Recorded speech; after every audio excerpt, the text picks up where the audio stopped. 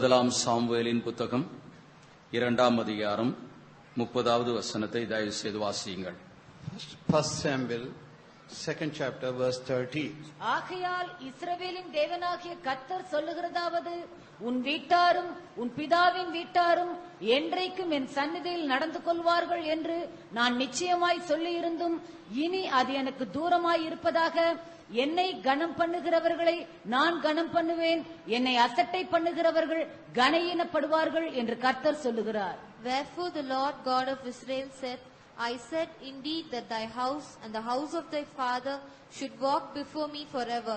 But now the Lord said, be it far from me, for them that honor me I will honor, and they that despise me shall be lightly esteemed. தேவனுடைய நாமத்துக்கு மகிமை உண்டாவதாக. Glory to the name of the Lord. இந்த வாசிக்க கேட்டதான இந்த வேத பகுதியானது ஆசாரியனாய் இருந்ததான லேவியினுடைய ஏலியினுடைய குடும்பத்தாரை பற்றி ஆண்டவர் ஒரு தேவனுடைய மனுஷனின் மூலமாக உரைக்கப்பட்டதான வார்த்தைகள் தான் இந்த வார்த்தைகள். This particular verse which we have just now heard and read, they are the words of God which were pronounced through the another servant of God to this Eli and his family members. Eli என்று சொல்கிறவன் அக்காலத்திலே இஸ்ரவேல் ஜனங்களுக்கு ஒரு ஆசாரியனாய், இஸ்ரவேல் ஜனங்களை வழிநடத்தக்கூடியதான ஒரு நியாயாதிபதியாய், அக்காலத்திலே அவன் ஒரு தீர்க்கதரிசியாய் இருந்து ஜனங்களை கர்த்தருக்கு நேராக அவன் வழி நடத்தி வந்தான். This man Eli was the priest of God. He was a servant of God and a prophet of God, and he was the leader who was guiding the people of the Lord. இந்த ஏலியோ அவன் வயோதிப காலத்திலே, அவன் வயது சென்ற காலத்திலே காணப்பட்டான். அவனுடைய கண்களோ மங்கலாய் காணப்பட்டது.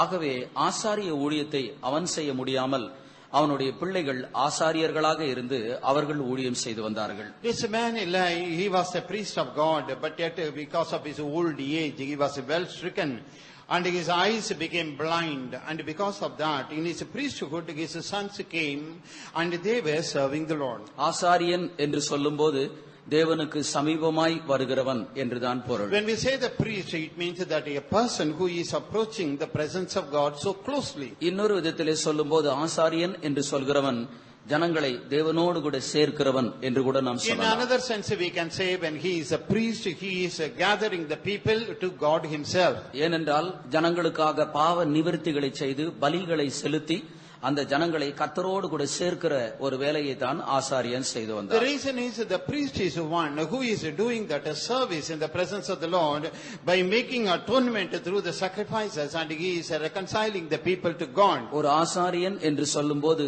தெய்வீகமான காரியங்களை, ஆன்மீகமான காரியங்களை ஜனங்களுக்கு போதித்து ஜனங்களை தேவனுக்கு நேராக நடத்துகிறவன் தான் ஆசாரியனாய் இருந்தான். So who is a priest after all? That a priest is one who is teaching the godly religious things and who is guiding the people towards God. ஆனால் இந்த இடத்திலே ஆசாரியர்கள், ஏலியினுடைய பிள்ளைகளாகிய ஆசாரியர்களை பற்றி நாம் படிக்கிறதான வேளையிலே அவர்கள் பேலியாளின் மக்களாக இருந்தார்கள் என்று நாம் படிக்கிறோம். But in this particular place, when we read about this man Eli and his sons, we read that these sons were the children of Belial. இந்த ஆசாரியர்களோ கர்த்தருக்கென்று ஜனங்கள் பலி செலுத்துகிறதான நேரத்திலே அந்த பலிகளை அவர்கள் தீட்டுப்படுத்தினார்கள் என்று வாசிக்கின்றோம். We read in the word of God that when those people were offering the sacrifices to the Lord, these priests were defiling, profaning that. ஏனென்றால் ஒரு பலியானது அங்கீகரிக்கப்பட வேண்டுமானால் அந்த பலியானது தீட்டுப்படக்கூடாது. Because the reason is when that sacrifice is to be accepted by God, then it should not be defiled. அந்த பலியானது தீட்டுப்படுமானால் தேவன் அந்த பலியை அங்கீகரிக்கிறவர் அல்ல. Supposing that animal gets defiled, then God will never accept that. Abraham கர்த்தருக்காக ஒரு பலிகளை அவன் செலுத்தினான். Yes, Abraham once offered to the Lord the sacrifices. அவன் பலிபீடத்திலே பலி பொருட்களை வைத்திருக்கிறதான நேரத்திலே பறவைகள் மேலே பறந்து கொண்டிருந்தது என்று வாசிக்கிறோம். We read in the word of God that Abraham, as he was laying those pieces of these animals for sacrifice on that altar, the birds were flying above.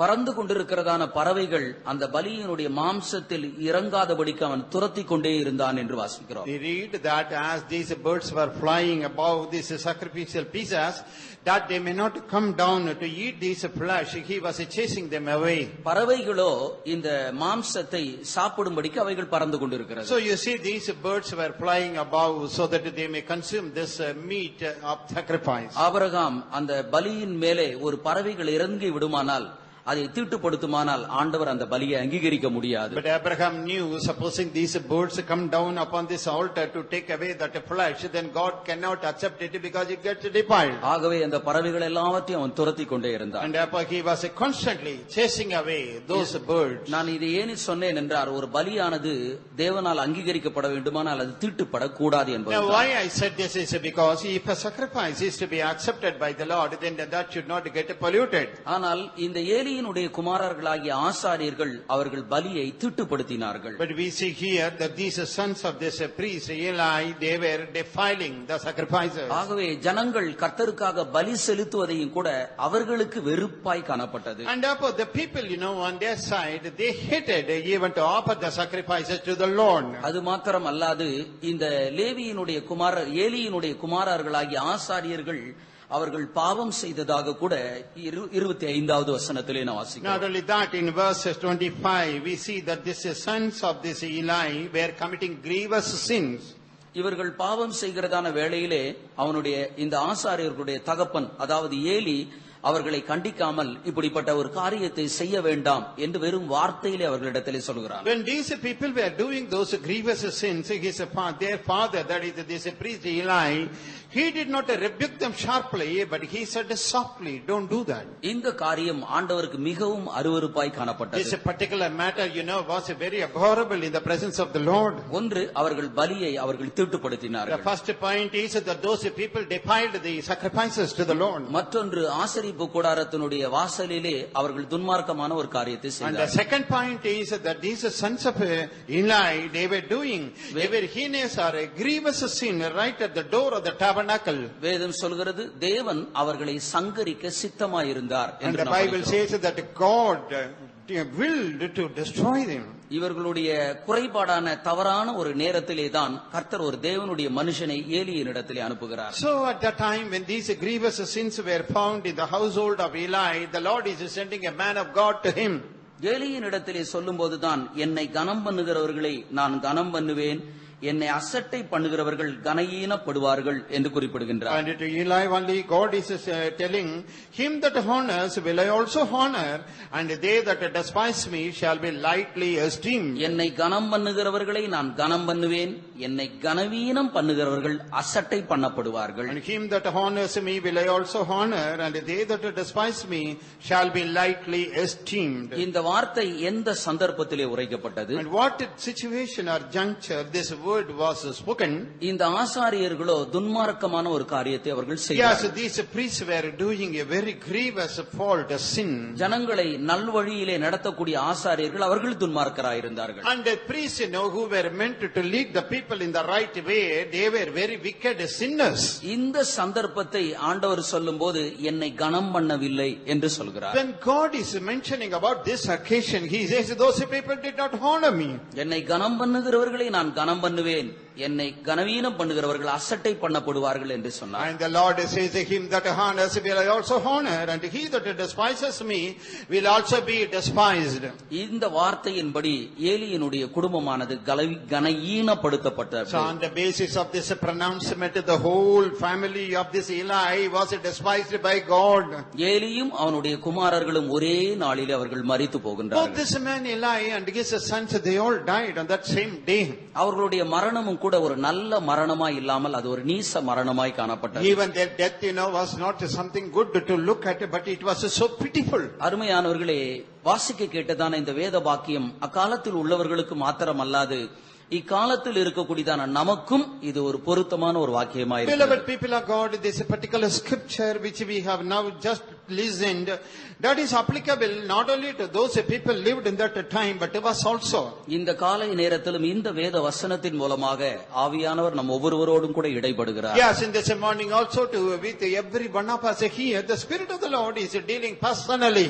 என்னை கனம் பண்ணுகிறவர்களை நான் கனம் பண்ணுவேன், என்னை கனவீனம் பண்ணுகிறவர்கள் அசட்டை பண்ணப்படுவார்கள். Him that honors will I also honor, and he that despises me will also be despised. அருமையானவர்களே, நாம் எல்லாரும் கனத்தையும் மரியாதையும் நாம் எதிர்பார்க்கிறோம். Yes, beloved people of God, all of us are expecting some esteem, some honor from other people. வயதிலே குறைந்தவர்களாயிருந்தாலும் வயதிலே பெரியவர்களாயிருந்தாலும் மற்றவர்கள் நம்மை கனப்படுத்த வேண்டும், மேன்மையாக நினைக்க வேண்டும் என்று எண்ணுகின்றோம். Whether we are old people, whether we are younger people, we all expect that other people must give us the due recognition and honor. பெரியவர்கள் என்ன நினைக்கிறார்கள் என்றால், இந்த சபையினுடைய ஆரம்ப காலத்திலிருந்து இந்த சபைக்கு எல்லாவற்றுக்கும் நான் உதவியா இருந்திருக்கிறேன், நான் ஒரு பழைய விசுவாசி, எனக்கு கொடுக்கக்கூடியதான ஒரு கனம் மரியாதை வேண்டும் என்று அவர்கள் நினைக்கின்றார்கள். And the senior believers think right from the initiation of this church, I have been participating in these meetings.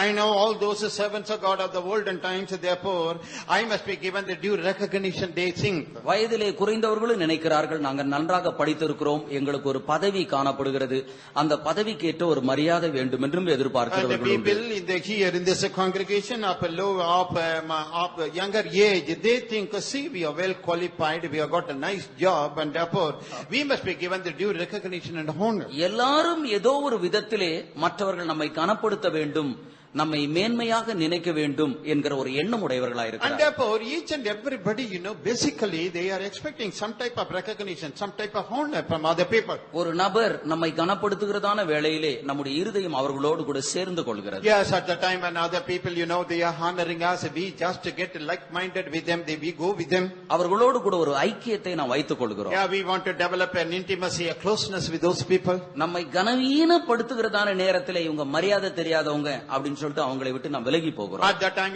when a person is despising us, then we say they don't have any manners or etiquette, and therefore we want to avoid their company. இப்படிப்பட்ட ஒரு நபர்களிடத்திலே இப்படிதான் நம்ம பழகணும், இப்படிதான் இருக்கணும் அப்படின்னு சொல்லிட்டு ஒரு வரையறையை நாம் வைத்துக் கொள்கிறோம். To such people, we set a limit.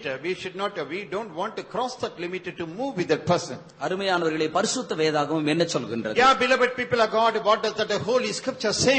கனம் என்று சொல்வது ஒரு மனிதனிடத்தில் இருந்து நமக்கு வருகிறது இல்லை. When we say honor, that is not something which is proceeding from a man to us. நாம் நினைக்கிறோம் கனம் என்பது ஒரு மனுஷனிடத்திலிருந்து நமக்கு வருகிறது என்று நாம் நினைக்கிறோம். We generally presume honor is something, recognition is something which comes from another man. ஒருவேளை உலக ஜனங்கள், ரட்சிக்கப்படாத ஜனங்கள் நினைப்பார்களானால் அவர்கள் அப்படி நினைத்துக் கொள்ளலாம். Yeah, probably the worldly people, the unsaved people may be presuming like that. That is their impression. ஆனால் ஆவிக்குரியவர்கள், சத்தியத்தை அறிந்தவர்கள், கனம் என்று சொல்வது மனிதனிடத்தில் அல்ல, அது தேவனிடத்திலிருந்து வருகிறது என்பதை நாம் நினைக்க வேண்டும். Yes, people who know the truth, people who are saved, we must understand that honor doesn't come from man, but it comes from God. ஏனென்றால் நாளாகம புத்தகத்திலே நாம் படிக்கிறதான வேளையிலே கனமும் மகிமையும் மேன்மையும் கர்த்தரிடத்திலிருந்து வருகிறது என்று நாம் வாசிக்கிறோம். Because in the book of Numbers we see that honor, that glory and recognition, they all come from the Lord God. எவர்களையும் மேன்மைப்படுத்தவும் தாழ்மைப்படுத்தவும் கர்த்தரால் ஆகும் என்று நாம் வாசிக்கிறோம். And then we read, yes, it is possible with God to exalt a person and also to abase another. அப்போ வேத வசனத்தின்படி கனம், மேன்மை, மரியாதை, மதிப்பு என்று சொல்வது தேவனிடத்திலிருந்து வரக்கூடியதான ஒன்று. Therefore, on the basis of the word of God, we can say that recognition or an esteem or an honor, they all come from God. நமக்கு மகிமையும் கனமும் மேன்மையும் நமக்கு வருகிறது என்றால் அது கர்த்தர் கொடுத்திருக்கிறார் என்று நாம் நினைக்க வேண்டும். Yeah, if we really have some type of recognition or honor or esteem, then we must understand that it is all from the Lord. ஒரு குறிப்பிட்ட இடத்திலிருந்து நமக்கு மகிமையோ மேன்மையோ கனமோ வராவிட்டால் ஆண்டவர் நம்மை அசட்டை பண்ணி இருக்கிறார் என்று நினைக்க வேண்டும். Supposing we don't get that recognition or esteem or honor from a particular person or honor, that means we must understand God has despised us. அந்த சந்தர்ப்பத்திலே என்னை கனவீனப்படுவதற்கு, அசட்டை பண்ணுவதற்கு, நான் கர்த்தருடைய காரியத்திலே எந்த காரியத்திலே நான் குறைவுள்ளவனாய் இருந்தேன் என்பதை நாம் ஆராய்ந்து பார்க்க வேண்டும். So at that juncture, we must examine our personal life. Why that person is dishonoring me? Why he is not giving me the due recognition? In what way I came behind in glorifying God? நாம் அதை விட்டு என்னுடைய வயதிற்கேற்ற மரியாதை இல்லை, என்னுடைய பதவிக்கேற்றதான ஒரு மரியாதை இல்லை என்று நாம் சொல்வதனாலே எந்த ஒரு பிரயோஜனமும் இல்லை. Without thinking in that right sense, supposing we say we don't get that recognition due to my education or due to my age, there is no use in that. ஏனென்றால் ஆண்டவர் தம்முடைய தேவனுடைய மனுஷனை அனுப்பி ஏலியினிடத்தில் இந்த காரியத்தை சொல்லும்படி. So we see here God is sending a man of God to Eli and he is conveying this to him. என்னை கனம் பண்ணுகிறவர்களை நான் கனம் பண்ணுவேன் என்று சொல்லி அனுப்புகின்றார். And he is telling this word, you go and tell him that honors will I also honor. சில நேரத்திலே நமக்கு கிடைக்கக்கூடியதான கனமும் மேன்மையும் மனிதனிடத்திலிருந்து வருவது போல இருந்தாலும், அது மனிதனிடத்திலிருந்து வந்தது என்று நாம் எண்ணிக்கொண்டாலும் அது தேவனிடத்திலிருந்து வருகிறது என்பதை தான் நாம் ஏற்றுக்கொள்ள வேண்டியதாக இருக்கிறது. Sometimes we may receive some honor, some glory from other people, but we must understand that it is not from man, but it is coming from God. சில நேரத்திலே நபர்கள் மற்றவர்கள் நம்மை அசட்டையாக ரொம்ப கீழாக எண்ணுகிறதான நேரத்திலே அவர்கள் நம்மை கனவீனப்படுத்துகிறார்கள் என்று நினைக்காமல் கர்த்தர் கனவீனப்படுத்துவதற்கு இடம் கொடுத்தார் என்றுதான் நாம் நினைக்க வேண்டும். Sometimes people will be speaking very low of us, they will be despising us, dishonoring us, but we should not blame them, but we must understand that it is God who is behind this. இதற்கு வேதாகமத்தில் இருந்து பல சம்பவங்களை நாம் சொல்லலாம். Yes, I can quote different incidents to prove this point from the scripture. காலத்திலே பெரிய தீர்க்கதரிசி என்று அழைக்கப்பட்டவன் பிலேயாம் என்கிறவன். In the Old Testament times, one of the great prophets, he was a Balaam.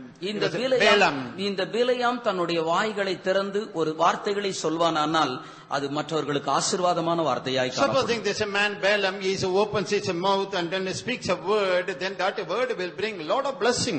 அந்த என்ன வார்த்தையை சொன்னாலும் அது யாருக்காக உரைக்கப்படுகிறது அந்த வார்த்தை அப்படியே நிறைவேறும். So whatever word that man may speak, to whom it is pronounced, definitely it will come to pass. இந்த காரியத்தை இஸ்ரவேல் ஜனங்களும் அறிந்திருந்தார்கள். இஸ்ரவேல் ஜனங்களை சுற்றி இருந்ததான அந்நிய ஜனங்களும் அவர்களும் அறிந்திருந்தார்கள். Both these Israelites and the people in the neighborhood, they all knew about this man, this prophet Balaam. இஸ்ரவேல் ஜனங்கள் எகிப்திலிருந்து புறப்பட்டு அவர்கள் கானான் என்கிறதான தேசத்திற்கு அவர்கள் போகிறதான நேரத்திலே, at the time when the people of Israel left that land of Egypt as they were marching on towards Canaan, Moab என்கிறதான ஒரு தேசத்தை அவர்கள் கடந்துதான் போக வேண்டியதா இருக்கிறது. They had to necessarily cross that land called of the Moabites. மோவாபின் ராஜா இஸ்ரவேல் ஜனங்களை எண்ணி அவன் பயப்படுகிறான். And this king of Moab, when he saw this multitude of Israelites, he was shaking with fear. ஏனென்றால் இஸ்ரவேல் ஜனங்கள் வருகிறதான வழியிலே அநேக ராஜாக்களை மேற்கொண்டு அந்த பட்டணங்களை எல்லாவற்றையும் சுதந்தரித்துக் கொண்டு வந்தார்கள். Because when these Israelites were marching through that wilderness, they slew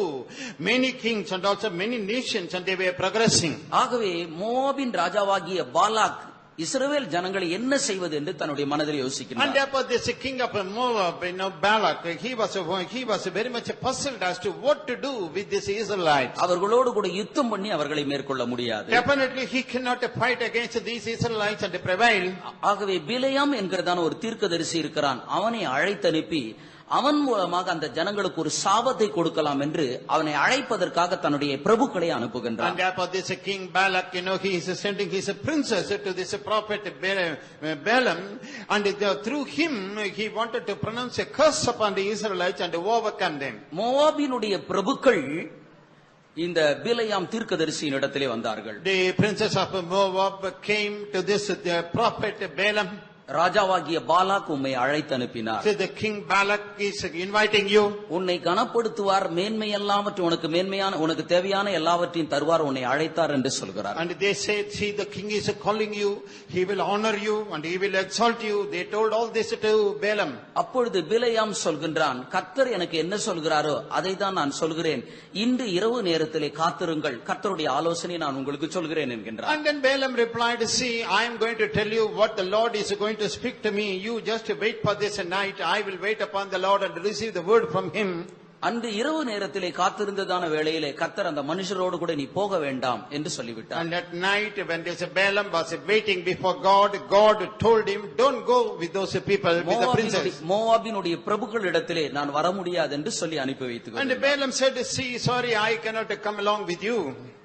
பிற்பாடு இந்த பிலேயாம் வராததை கண்டவுடனே பாலாக் ராஜா இன்னும் அவர்களிலே அதிகமான பிரபுக்களை இந்த பிலேயாம் இடத்திலே அனுப்புகிறான். And when that king Balak saw that this Balaam prophet is denying to come, then he is sending people more honorable than they to invite him. இந்த பிரபுக்கள் இடத்திலே அவன் சொல்லி அனுப்புகிறதான ஒரு முக்கியமான வார்த்தை என்னவென்றால், and what is that most important word he is telling to these princesses as he was welcoming Balaam? எண்ணாகமம் 22ஆம் அதிகாரம் 17வது வசனத்தை நாம் வாசிக்கிறோம். Numbers 22 verse 17.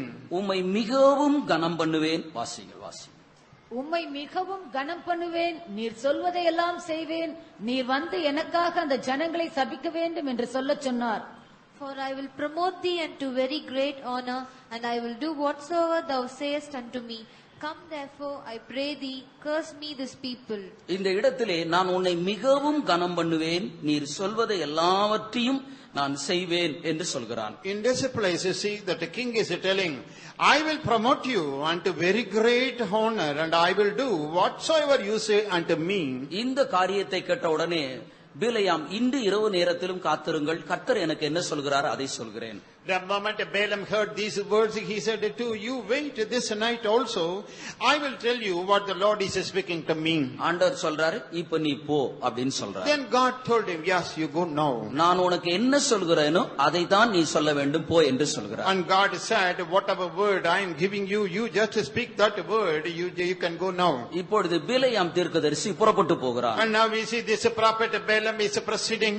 பிலேயாம் தன்னை பார்க்கும்படிக்கு வருகிறான் என்பதை பாலாக் ராஜா கேள்விப்பட்ட போது அவனும் அவன் எதிர்கொண்டு போகிறான். And as this king Balak came to know that this prophet is coming to him, he also went ahead to meet him face to face. நாம் 37வது வசனத்தை நாம் வாசிக்கிறதான வேளையிலே, When we read verse 37, இந்த இடத்திலே பாலாக் பிலேயாமை பார்த்த விதமாக சொல்கிறான். Balak said unto Balaam, நான் ஏற்கனவே உன்னிடத்தில் ஆள் அனுப்பினாலும் கூட நீ என்னிடத்தில் நீ வரவில்லை. Did I not honestly send unto you to call you? Wherefore you did not come unto me?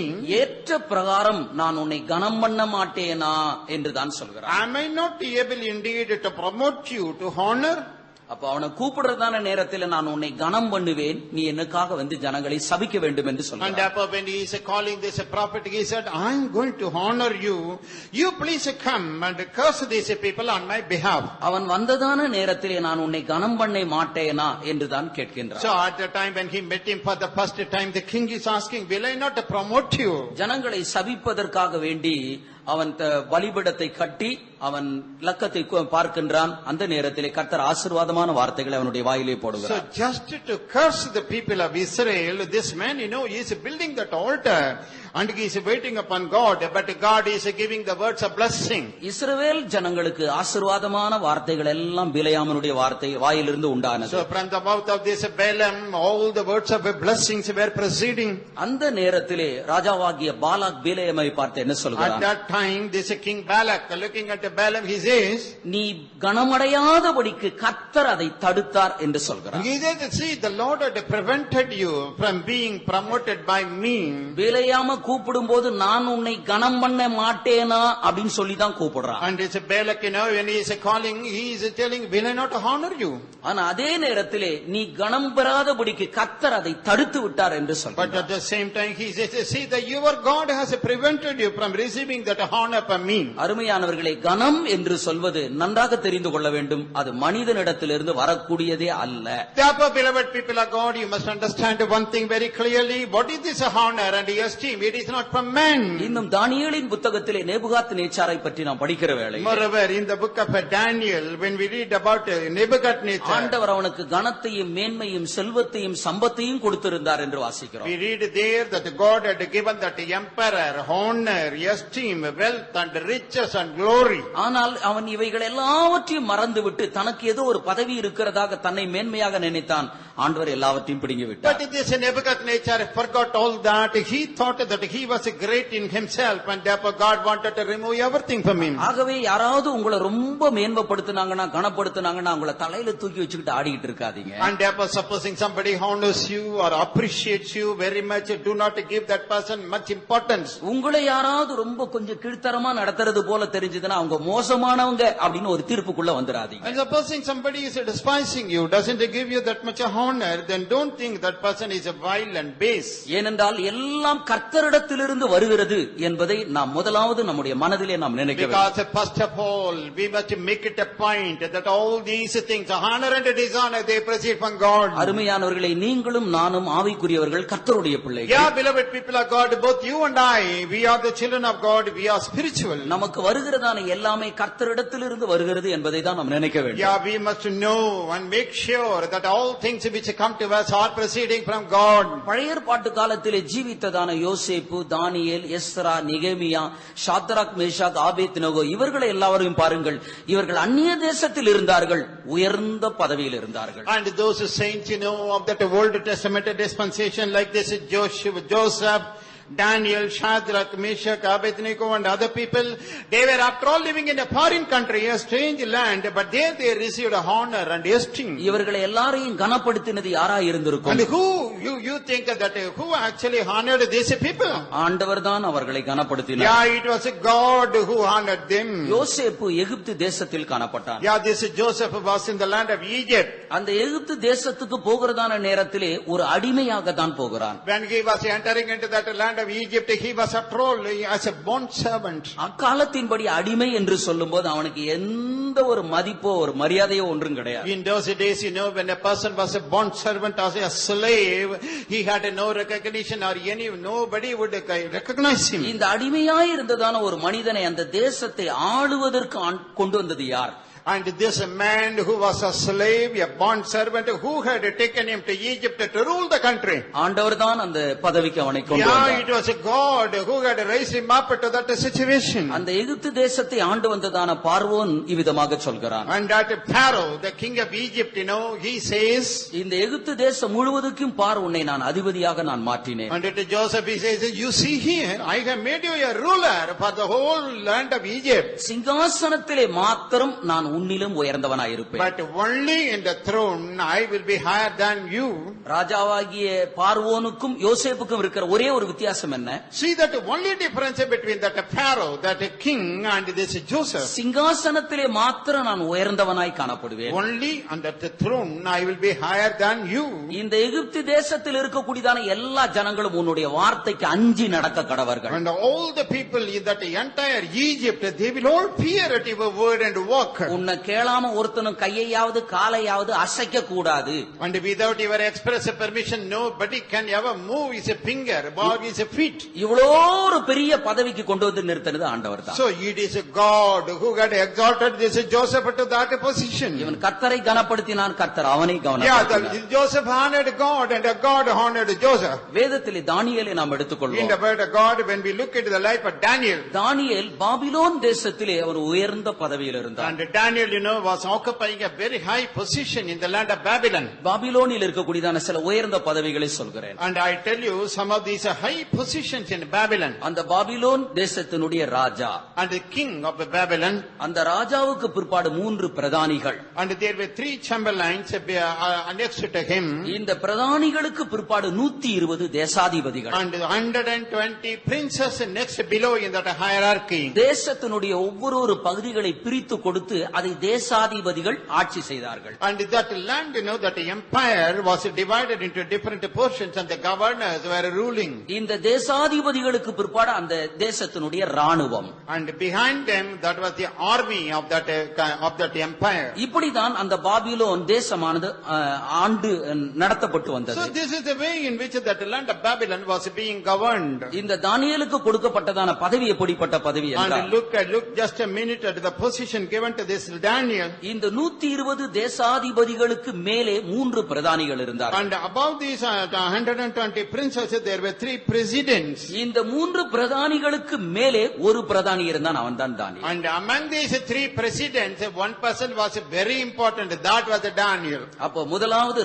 ராஜாவுக்கு அடுத்தபடியாக தானியேல். And first you see the position goes to the king, and next to him was this Daniel. அவர்களுக்கு பிற்பாடுதான் அந்த தேசத்தை சேர்ந்ததான பிரதானிகளும் தேசாதிபதிகளும் ஆட்சி செய்தார்கள். And behind that, only in that hierarchy, the people of that own land, that is the princes and the governors. இவ்வளோ பெரிய கணத்தையும் மரியாதையும் யார் கொடுத்திருப்பார்னு நினைக்கிறீங்க? ஆண்டவர் தான் Who கொடுத்திருக்கிறார். do you think would have given to Daniel this much honor and esteem? Yeah, it was God. அருமையானவர்களே, அந்நிய தேசத்தில் இருந்தாலும் அவர்கள் உயர்ந்த பதவியில் Yeah, இருந்தார்கள். they were there in a foreign land, in a strange situation, but yet God exalted them. இவர்கள் என்ன சொன்னார்களோ அதை தான் அந்த தேசத்தினுடைய ராஜாக்கள் கேட்டு நடந்து கொண்டு வந்தார்கள். What these people said, those kings of that land, they would obey and implicitly execute. ஆகவே கர்த்தர் அவர்களை உயர்ந்த ஒரு மேன்மையான ஒரு பதவியிலே ஆண்டவர் அவர்களை And வைத்திருந்தார். therefore it was the Lord who had exalted them and kept them at a very high position. அப்போ நமக்கு தேவையான கனம் மரியாதை என்று சொல்வதும் கர்த்தரிடத்தில் இருந்து தான் And வருகின்றது. therefore the honor and the recognition of that esteem that we need, it all must come from God. மீண்டும் வாசித்துதான இந்த வேத பகுதிக்கு நாம் கடந்து Yeah, வருவோம். let us come back to that scripture portion which we read at the first. ஏலியினுடைய குடும்பத்தை பற்றி ஆண்டவர் சொல்லும்போது அவர்கள் என்னை கனம் பண்ணவில்லை என்று சொல்கிறார். Regarding the household of Eli, when God is telling, those people did not honor me. இவர்கள் எந்த காரியத்திலே இவர்கள் கனம் பண்ணாமல் In போனார்கள்? which matter? Those people did not honor. ஒரு ஆசாரியன் என்று சொல்லும்போது அந்த ஆசாரியனுக்கு சில கடமைகள் When காணப்படுகின்றன. we say a priest, he had a certain duties and responsibilities. உபாகமம் 10ஆம் அதிகாரம் 8வது வசனத்தை நான் வாசிக்கும் போது Deuteronomy chapter 10 verse 8. அந்த இடத்திலே அவர்களுக்கு இருக்கக்கூடிய சில கடமைகளை பற்றி And then படிக்கலாம். we see some of the duties, responsibilities which those priests had to do. அக்காலத்திலே கர்த்தருடைய உடன்படிக்கை பெட்டி சுமப்பதற்கும் இந்நாள் வரைக்கும் நடந்து வருகிறது போல கர்த்தருடைய சந்நிதியிலே நின்று அவருக்கு ஆராதனை செய்வதற்கும் அவர் நாமத்தை கொண்டு ஆசீர்வதிப்பதற்கும் கர்த்தர் லேவியின் கோத்திரத்தை பிரித்தெடுத்தார்.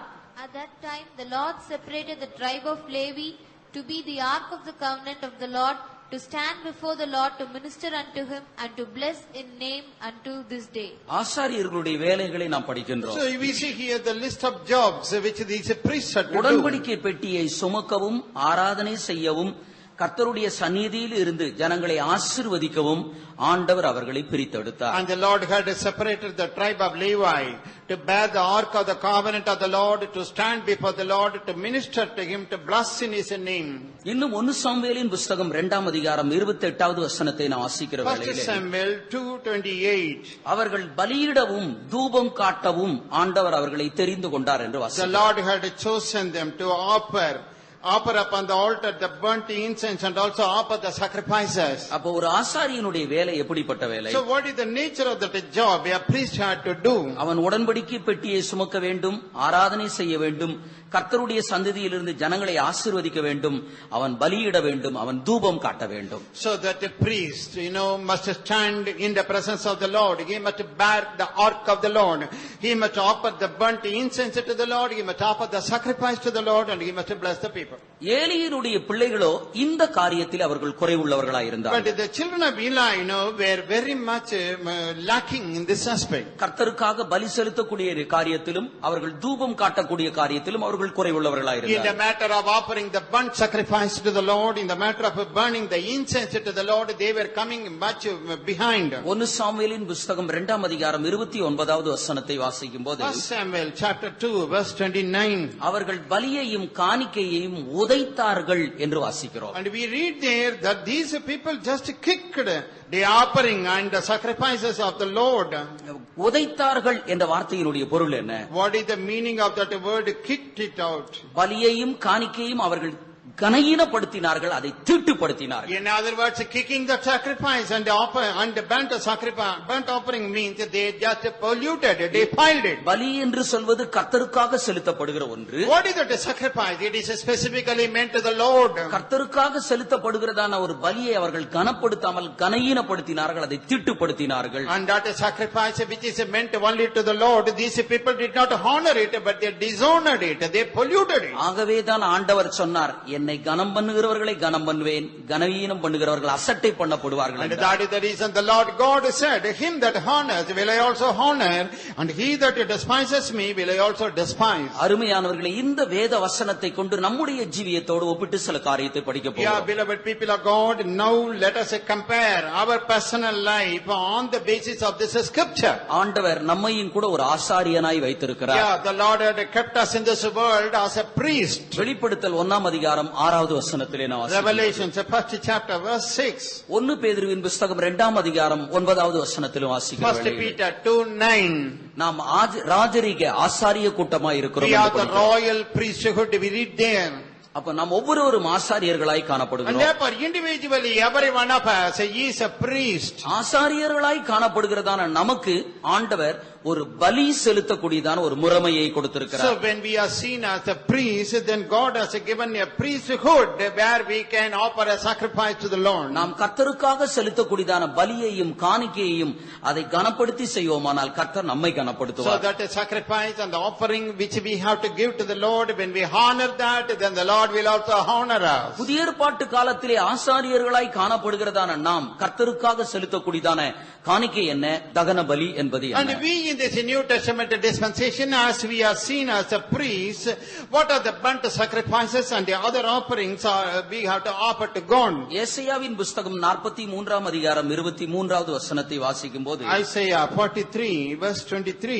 அந்த இடத்திலே நாம் ஒரு போஜன பலியை பற்றியும் பான பலியை பற்றி நாம் There படிக்கிறோம். we read about a meat offering and a drink offering. அப்போ ஆண்டவர் நம்ம ஒவ்வொருவரையும் ஆசாரியர்களாக வைத்திருக்கிறார். Yes, God has specifically meant every one of us as a priest of God. நாம் செலுத்தக்கூடியதான பலி என்று சொல்வது போஜன பலியும் பான பலியுமா இருக்கிறது. So what is that sacrifice we have to give? That is the meat offering and the drink offering. இந்த ரெண்டு பலிகளை நாம் செலுத்தும் போது நாம் கர்த்தரை கனப்படுத்துவதற்கு சமானமா இருக்கிறது. When we are offering both these sacrifices, that is equal to honoring our God. இதை நாம் செலுத்தாமல் போகும்போது நாம் அதை ஆண்டவரை கனவீனப்படுத்துவதற்கு சமானமா இருக்கிறது. When we are not offering this, then that is equivalent to not honoring our God. யோவேல் தீர்க்கதரிசி 1ஆம் அதிகாரம் 9வது வசனத்திலே ஒரு காரியத்தை குறிப்பிடுகிறார். In prophet Joel, 1st chapter, verse 9, we read, இஸ்ரவேல் ஜனங்களுக்குள்ளே போஜன பலியும் பான பலியும் அற்று போயிற்று என்று சொல்கின்றார். and there he says that the meat offering and the drink offering among the Israelites had perished. அருமையானவர்களே, நமக்குள்ளே இப்படிப்பட்ட இந்த ரெண்டு பலிகள் இல்லாமல் போய்விடக் கூடாது. Beloved people of God, in our personal life, we should never agree to lose these two sacrifices. இந்த போஜன பலி என்பது என்ன? பான பலி என்பது என்ன? So what is this meat offering and what is this drink offering? போஜன பலி என்று சொல்வது தேவ சித்தம் செய்தலுக்கு So ஒப்பமாயிருக்கிறது. that meat offering, that is doing the will of God. நாம் எப்பொழுது தேவ சித்தத்தை நாம் செய்கிறோமோ அப்போது நாம் தேவனை கனப்படுத்துகிறோம். So when we do the will of God, then we are honoring God. நாம் எப்பொழுது தேவ சித்தத்திலிருந்து தவறி போகிறோமோ, நம்முடைய சொந்த விருப்பத்துக்கு இடம் கொடுக்கிறோமோ, அப்போது ஆண்டவரை நாம் அசட்டை பண்ணுகின்றோம். When we are erring from that will of God, going away from doing that will of God, but doing our own will, that means we are dishonoring God. தேவ சித்தம் என்பது என்ன? What is that will of God? பொதுவாகவே சித்தம் என்ற வார்த்தையை நாம் எடுத்துக்கொள்வோம். Generally, we take into consideration that word will. என்னுடைய வாஞ்சை, என்னுடைய விருப்பம், இதுதான் சித்தம் என்று So அழைக்கப்படுகிறது. my desire and my intention, that is called as my will.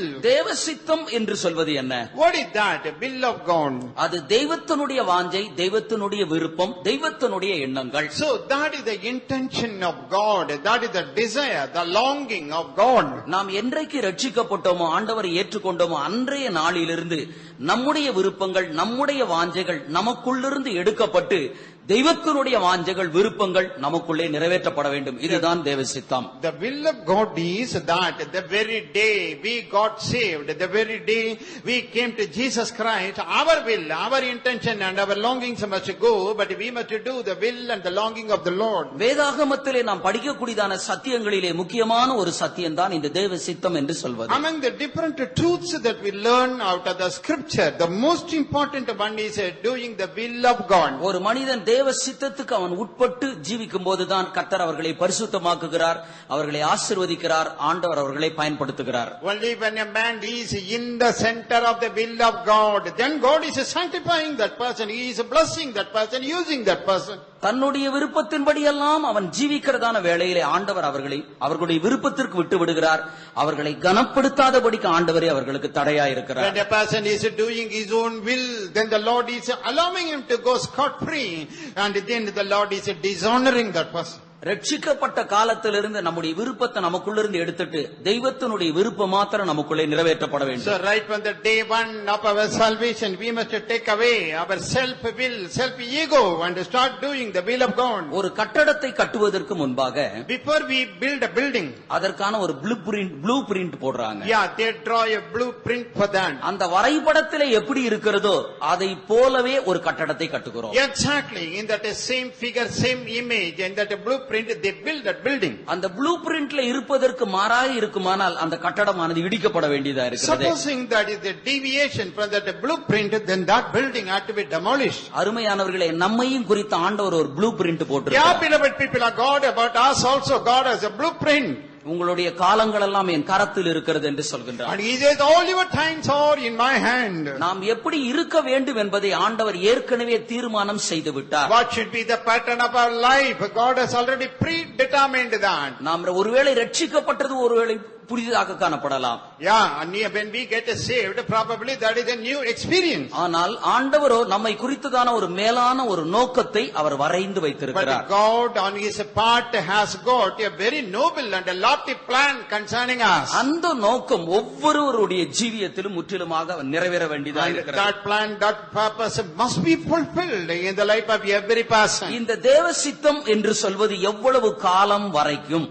And how long are we expected to do this will of God? நம்முடைய பிறப்பிலிருந்து நம்முடைய மரணம் வரைக்கும், நம்முடைய முடிவு வரைக்கும், அல்லது கர்த்தருடைய வருகை வரைக்கும் ஒரு நபருக்குள்ளே தேவ சித்தம் காணப்பட வேண்டும். Yeah, the will of God must be seen being fulfilled in the life of a man right from the day one of salvation till the death of the coming of the Lord. இயேசு கிறிஸ்து இந்த பூமியிலே வந்தபோது என்ன சொன்னார்? You know, when Jesus came on this earth, what did he say?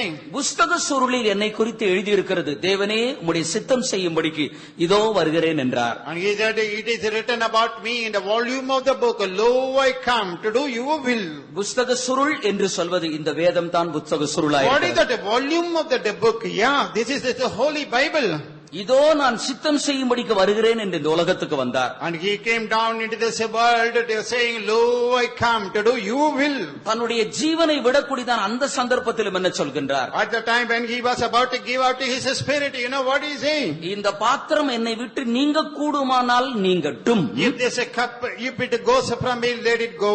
ஆகிலும் என் சித்தத்தின்படி அல்ல, உம்முடைய சித்தத்தின்படியே ஆக கடவது என்கின்றார். And Jesus says, yet not according to my will, but let thine will be done. அவருடைய மரணம் வரைக்கும் தெய்வத்தினுடைய சித்தம் நிறைவேறினபடியினால் தான் இன்றைக்கு நீங்களும் நானும் ரட்சிக்கப்பட்டோம். And till the time of the death of Jesus, the will of God the Father was fulfilled. That is why you and I are saved today. ஒருவேளை சிலுவையிலே தேவனுடைய சித்தம் நிறைவேறாமல் போயிருக்குமானால், Supposing on the cross when Jesus was hanging, you know, the will of God was not fulfilled. இயேசு கிறிஸ்துவுக்கு நடந்ததான சில பாடுகளை, கஷ்டங்களை அவர் ஒதுக்கி தள்ளி இருப்பாரானால், Supposing Jesus wanted to avoid some of the persecutions and the tribulations in his life, அவர் தேவ சித்தத்திலிருந்து விலகி இருப்பார், நமக்கு ஒரு ரட்சிப்பு இருந்திருக்காது. and Jesus would have deviated from doing the will of God, we would never be saved. சிலுவையினுடைய கடைசி வரைக்கும் பிதாவினுடைய சித்தத்தை அவர் நிறைவேற்றி முடித்து எல்லாம் முடிந்தது என்று சொன்னார். Till the time of his death on the cross, he fulfilled the will of God, and he said finally it is finished.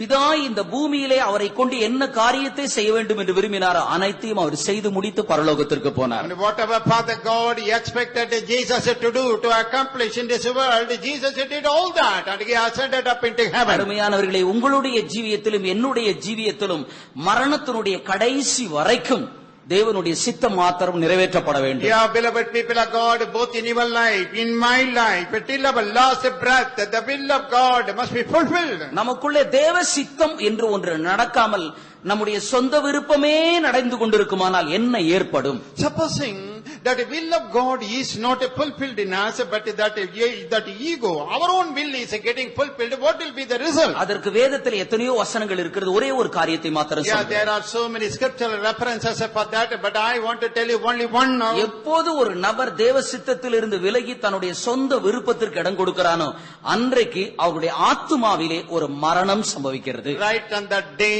when a person starts doing his own will and goes away from doing the will of God, right on that day a death is occurring in the life of the soul. ரெண்டு ராஜாக்களின் புஸ்தகம் 4வது அதிகாரத்திலே ஒரு சம்பவத்தை நாம் In படிக்கிறோம்.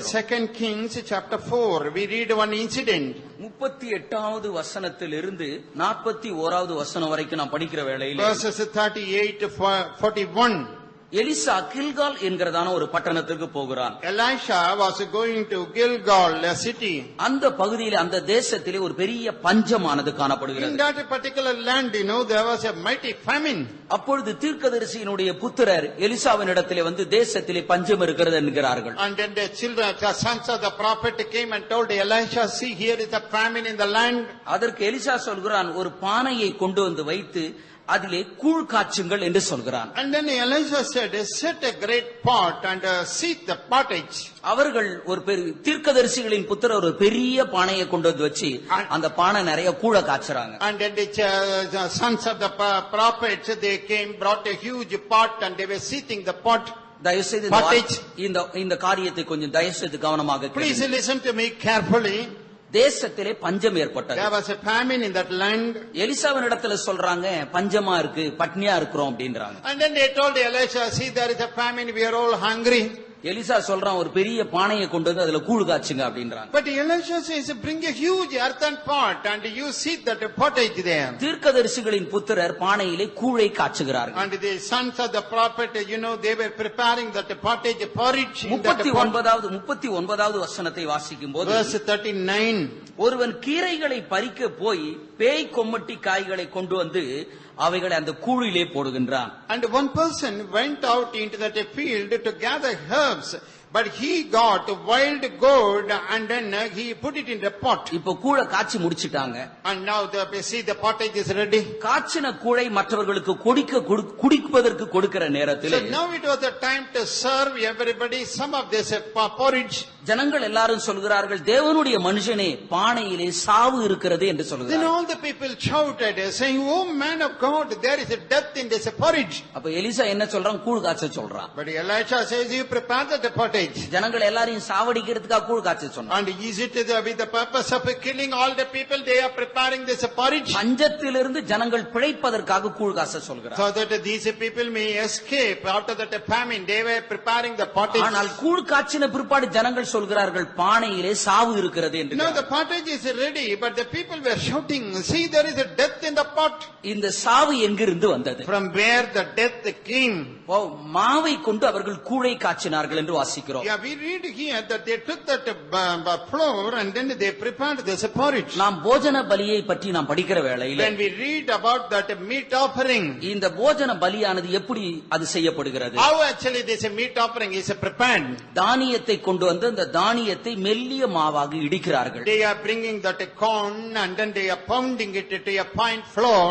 இந்த மெல்லிய மாவாக இடிக்கப்படுவதுதான் போஜன பலிக்கு ஒப்பிட்டு நாம் வேதத்திலே சத்தியங்களை படிக்கிறோம். And we compare this being pounded into fine flour is something like a meat offering. இந்த கூழும் கூட மாவை கொண்டுதான் உண்டாக்கப்படுகிறது. Yeah, this pottage also was prepared using that fine flour. இந்த சம்பவத்தை தேவ சித்தத்துக்கு ஒப்பிட்டு நாம் பேசலாம். This incident, can be compared to do the will of God. இவர்கள் மாவை கொண்டு ஒரு கூழை உண்டாக்கி விட்டார்கள். Using that flour, they were preparing this porridge. ஆனால் இந்த கூழிலே சாவு இருக்கிறது என்று நாம் படிக்கிறோம். But we see here that there is a death in this pottage. இந்த கூழிலே சாவு எப்படி வந்தது? But how the death had come there? 39வது வசனத்திலே வாசிக்கிற வேளையிலே, When we turn to verse 39, ஒருவன் பேய் கொமட்டி காய்களை கொண்டு வந்து அந்த கூழிலே போட்டான் அப்படின்னு வாசிக்கிறோம். there we read one person brought wild goats and he put it in that pot. இந்த பேய் கொமட்டி காயை போட சொன்னது யாரு? And who had asked him to pour all the wild goat into that?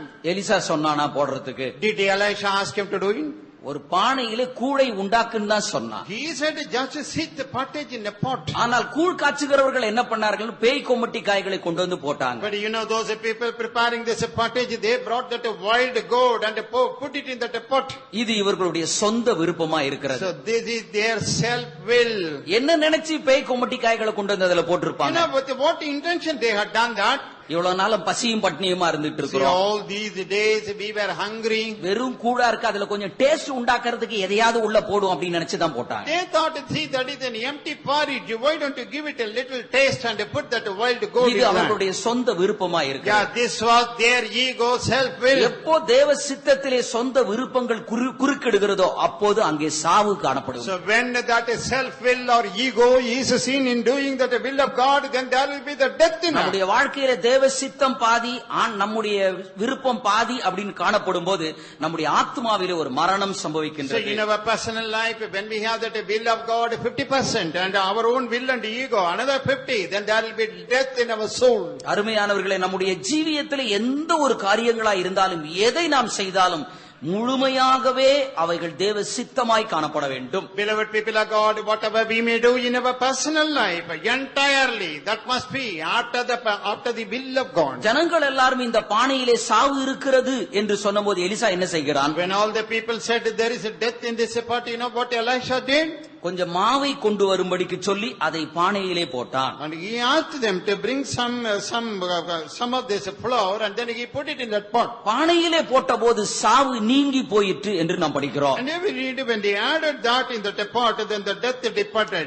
எந்த காரியத்திலே நாம் தேவ சித்தமில்லாத ஒரு காரியத்தை நாம் செய்தோமோ அதை மீண்டும் சீர்படுத்தி தேவ சித்தத்திற்குள் வரும்போது பானையில் இருக்கிற சாவு போயிடும். When we are doing something away from the will of God, when we correct our lives, come back to doing the will of God, then that death in our soul will be removed. இந்த பானை என்று சொல்வது நம்முடைய ஊழியம், நம்முடைய சரீரம் ஒரு பானையாய் காணப்படுகிறது. Yeah, our own body, you know, it is a pot. Our ministry or our service is a pot. அருமையானவர்களே, இந்த சரீரத்திலே ஒரு தேவ சித்தம் காணப்பட வேண்டும். Yeah, beloved people, doing that will of God must be seen in our body. இந்த சரீரத்திலே தேவ சித்தத்துக்கு அந்நியமான ஒரு காரியங்கள் ஏற்படுமானால் நம்முடைய ஆத்மாவிலே ஒரு மரணம் சம்பவித்துவிடும். If in our body there is something away from the will of God, then there will be the death in our soul. எப்போ எந்த காரியத்திலே தேவ சித்தம் இல்லாத ஒன்றை நாம் செய்கிறோமோ அதிலே நமக்கு ஒரு வீழ்கைகள், நமக்கு ஒரு குறைபாடுகள், நமக்கு ஒரு நஷ்டங்கள் நமக்கு சம்பவித்து When we are doing something away from the will of God, then we will incur some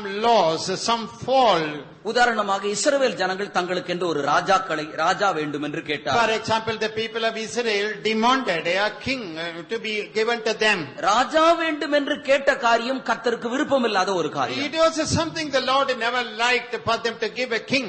ஆண்டவர் நியாயாதிபதிகளை கொண்டு தீர்க்கதரிசிகளை கொண்டு ஆண்டவர் நடத்தி வந்தார். Yeah, God was guiding the Israelites through the judges and through the prophets. ஆனால் இஸ்ரவேல் ஜனங்களோ மற்ற ஜாதியாரை போல நாங்களும் ராஜாக்களால் ஆளப்பட வேண்டும், எங்களுக்கு ஒரு ராஜா வேண்டும் என்று கேட்டார்கள். But the Israelites, you know, they demanded from God, we want a king, we want to be reigned and led by a king. ராஜா வேண்டும் என்று கேட்டது இஸ்ரவேல் ஜனங்களுடைய சொந்த விருப்பமாய் இருக்கிறது. And these people asked for a king, that was the self will of the Israelites. ஆண்டவர் அவர்களுக்கு ஒரு ராஜாவை கொடுத்தார். God gave a king to them. ராஜாவை கொடுத்து விட்டு உங்களை அரசாளக்கூடியதான ராஜா எப்படிப்பட்டவனாய் இருப்பான் என்று அந்த ராஜாவை பற்றி சொல்கிறார். After giving that king to them, he said, what would be the characteristic of that king who is going to govern you? 1 சாமுவேலின் புத்தகம் 8ஆம் அதிகாரம் 11வது வசனத்திலிருந்து 18வது வசனம் வரைக்கும் படிக்கும்போது 1 Samuel 8:11 to 18. இந்த சம்பவத்தை உங்களுடைய வீடுகளிலே போய் படித்துக் கொள்ளுங்கள். You please go home and read this incident. நீங்க ஒரு ராஜா வேண்டும் என்று கேட்டீர்கள், அது ஒரு பாவம் என்று தான் சொல்கிறார். You wanted a king and that is a sin, he says. உங்கள் பாவங்களோடு கூட இந்த பாவத்தை நீங்கள் கூட்டிக் கொண்டீர்கள் என்று தான் சொல்கிறார். And God says, along with your other sins, you have added this sin also. தங்களுடைய விருப்பத்தின்படி ஒரு ராஜா கேட்டது அது ஒரு பாவம் என்று தான் குறிப்பிடுகிறார். According to their self will, they demanded a king. The Bible says it was a sin for them. உங்களை ஆளக்கூடியதான ராஜா எப்படிப்பட்டவனாய் இருப்பான்? What would be the nature of that king to rule over you? உங்களுடைய குமாரரை தன்னுடைய ரதத்திற்கு முன்பாக ஓடுகிறதற்கு ரதசாரிகளாய் பயன்படுத்திக் And கொள்வார். he will take your sons and appoint them for himself that they may run ahead of the chariot. பாருங்க, உங்களுடைய செல்வம், உங்களுடைய பிள்ளைகள் எல்லாவற்றையும் தனக்காக பயன்படுத்திக் கொள்வான் தான் இருக்கு. So you see here, your property, your wealth and your children, he will make use of them for himself. இவ்வளவு காலம் சுதந்திரமாய் வாழ்ந்ததான ஜனங்கள் இப்பொழுது ராஜாவுக்கு ஒரு அடிமையை போல அவர்கள் காணப்படுகிறார்கள். All this while they were free men, but now they are like a servant to that king. அருமையானவர்களே, ஒவ்வொரு காரியங்களாய் இருந்தாலும் தேவ சித்தத்தின் மத்தியிலே காணப்பட வேண்டும். Yeah, beloved people of God, in each and every matter in our life, we must be under the will of God. நீங்க கோடிக்கணக்கா முதலீடு போட்டு ஒரு தொழில் தொடங்க போறீங்கன்னு வச்சுக்கோங்க. Supposing you are going to start a business by investing crores of அந்த rupees. தொழிலை சாதாரணமா தொடங்கிடுவீங்களா? Can you start that business very easily, casually? நிச்சயம் அதை தொடங்க மாட்டீங்க. No, it is not possible. உங்களுக்கு அறிமுகமான எல்லா ஊழியக்காரங்கள்ட்டையும் சொல்வீங்க. And then you will inform about it to all the servants of God known to you. நான் கோடிக்கணக்கான ரூபாய் போட்டு ஒரு தொழில் தொடங்க போறேன். See, I am going to invest crores of money and start a business. தேவ சித்தம் என்ன அப்படினு சொல்லுங்க. You please pray and tell me the will of God in this. ஒரு பெரிய ஊழியக்காரர் ஞாபகத்துக்கு வரார், அவர்கிட்ட சொல்லுவோம், அவர் கரெக்ட்டா சொல்வார், அவர்கிட்ட சொல்லி பாப்போம். An important servant of God just comes flashing in your memory. You convey the news, ask him to pray. இந்த குறிப்பிட்ட நபர் வரங்களையும் தாளந்துகளையும் உடையவர்கள், அவர்களிடத்துல சொன்னா தேவ சித்தம் கரெக்ட்டா சொல்லுவாங்க, அவங்கள்ட்ட போய் சொல்லுவோம். See, this particular person has got talents and gifts, therefore why not I ask him to pray for? He will tell me the will of God. ஒரு பணத்திற்காக வேண்டி தேவ சித்தத்தை அறிந்து கொள்வதற்கு எவ்வளவு ஜாக்கிரதையா இருக்கிறோம். Just for the sake of monetary gain, you know how careful we are. ஏன் நம்முடைய விருப்பத்தின்படி செய்வோமானால் அது எல்லாமே நஷ்டமாய் போய்விடும் என்று நமக்கு தெரியும். Why? We know that when we do something according to our ego and self will, we will incur loss. எப்படி நம்முடைய விருப்பத்தின்படி செய்யும்போது அது நமக்கு நஷ்டமாய் மாறுகிறதோ, yes, even as we incur loss when we do something according to our will, அதுபோலதான் நம்முடைய காரியத்திலும் நம்முடைய விருப்பத்தின்படி நாம் செய்கிறதான வேளையிலே அவைகள் எல்லாம் நமக்கு நஷ்டமாய் மாறிவிடுகிறது. in our matter also, when we do something according to our ego and self will, we will meet only loss. நமக்கு ஏற்படுகிறதான நஷ்டம் என்ன? What is that loss we will incur? நாம் கைவிடப்படக்கூடியதான தள்ளப்படக்கூடியதான ஒரு சூழ்நிலையில நிலவரத்துக்கு நாம் வருகிறோம். Yeah, we will one day come to that spot and the situation where we will be abandoned. ஆகவே பிரியமானவர்களே, நாம் பேசக்கூடிய காரியங்களாயிருந்தாலும் செயல்படுத்தக்கூடிய காரியங்களாயிருந்தாலும் எல்லாம் தேவ சித்தத்தின்படி காணப்பட வேண்டும். Therefore, beloved people, whether this is a matter of mere speech and language or doing something, it must be on the basis of the will of God. அடுத்தது ஒரு ஆசாரியன் என்று சொல்லும்போது அவன் பான பலிகளை அவன் செலுத்த வேண்டும். And next, when we say he is a priest, he must offer the drink offering. இந்த பான பலி என்று சொல்வது என்ன? What is that drink offering? பாடுபட்டு நம்முடைய ஜீவனை கர்த்தருக்காக ஊற்றி விடுதல், இதுதான் பான பலியா இருக்கிறது. It means suffer as you live and then pour out your life for the sake of Jesus. பிலிப்பியரின் புத்தகம் 2ஆம் அதிகாரம் 17வது வசனத்தை வாசிக்கும்போது, Philippians 2nd chapter verse 17. உங்கள் விசுவாசமாகிய பலியின் மேலும் ஊழியத்தின் மேலும் வார்க்கப்பட்டு போனாலும் என்று சொல்கிறார். And Paul says, though I be offered upon the sacrifice and the service of your faith. இந்த இடத்திலே விசுவாசத்தை ஒரு பலியோடு கூட ஒப்பிட்டு சொல்கின்றார். And here he is comparing that faith with a sacrifice. விசுவாசமாகிய பலியின் மேலும் ஊழியத்தின் மேலும் வார்க்கப்பட்டு போனாலும், even if I be offered upon the sacrifice and the service of your faith. அருமையானவர்களே, இந்த இடத்திலே ஒரு பான பலியை பற்றி நாம் படிக்கிறோம். Yeah, beloved people, at this juncture we read about a drink offering. இந்த இடத்திலே சொல்லப்படுகிற பான பலி என்பது என்ன? What is that drink offering mentioned here? நம்முடைய ஜீவனை கர்த்தருக்காக பலியாக தத்தமாக ஒப்படைப்பது. So our offering, our surrendering our own life as a sacrifice. இதுதான் வேதத்திலே விசுவாசமாகிய பலி என்று நாம் படிக்கிறோம். This is what the Bible says as the sacrifice of faith. விசுவாசம் என்று சொல்வது எப்படி அது பலியாக மாற்றப்படும்? How that faith can turn into a sacrifice? சரீரத்திலே ஒரு வியாதி காணப்படுகிறது. Supposing we have a sickness in the body. அந்த வியாதிக்கு கர்த்தர் சுகம் தருவார் என்று காத்திருக்கிறோம். And we wait so that God may heal us. எதிர்பார்க்கக்கூடியதான நாளிலே, நாம் விரும்புகிற நாளிலே சுகம் கிடைக்கல. But according to our expectation, we don't receive that healing. ஒரு வருடம் கடந்தது, ஆனாலும் சுகம் கிடைக்கல. 1 year we wait but no healing. நாம் உடனே நமக்குள்ள இருக்கிறதான விசுவாசத்தை நாம் விட்டு விடுகிறோம். And immediately we just forsake the faith we have. அருமையானவர்களே, விசுவாசம் என்று சொல்வது ஒரு பலியாய் காணப்படுகிறது. But beloved people of God, when we say faith, that is a sacrifice. நம்முடைய ஜீவனை கர்த்தருக்காக தத்தமாய் ஒப்படைப்பதை காட்டுகிறது. It shows that we are surrendering our life to Jesus. சில நேரத்திலே விசுவாசத்திற்காக நம்முடைய ஜீவனையும் கூட கொடுக்க வேண்டியதா இருக்குங்க. Sometimes, for the sake of our faith, we have to yield our life to the Lord. விசுவாசத்திற்காக காத்திருந்து சுகத்தை பெற்றுக்கொள்வது ஒரு அனுபவம். One experience is we wait upon the Lord to receive that healing for our sickness. விசுவாசத்திற்காக காத்திருந்து விசுவாசத்திற்காக மரிப்பது வேறொரு அனுபவம். And other experience is wait with the faith and then die in that faith. பழைய ஏற்பாட்டு காலத்தில் வசித்த அநேகரை பற்றி நாம் படிக்கிற வேளையிலே, In the Old Testament time, many people lived. When we read about அவர்கள் them, விசுவாசத்திற்காக காத்திருந்து வாக்குத்தத்தம் பண்ணப்பட்டதை பெறாமல் அவர்கள் மரித்தார்கள் என்று படிக்கிறோம். we read that those people waited in faith, but they did not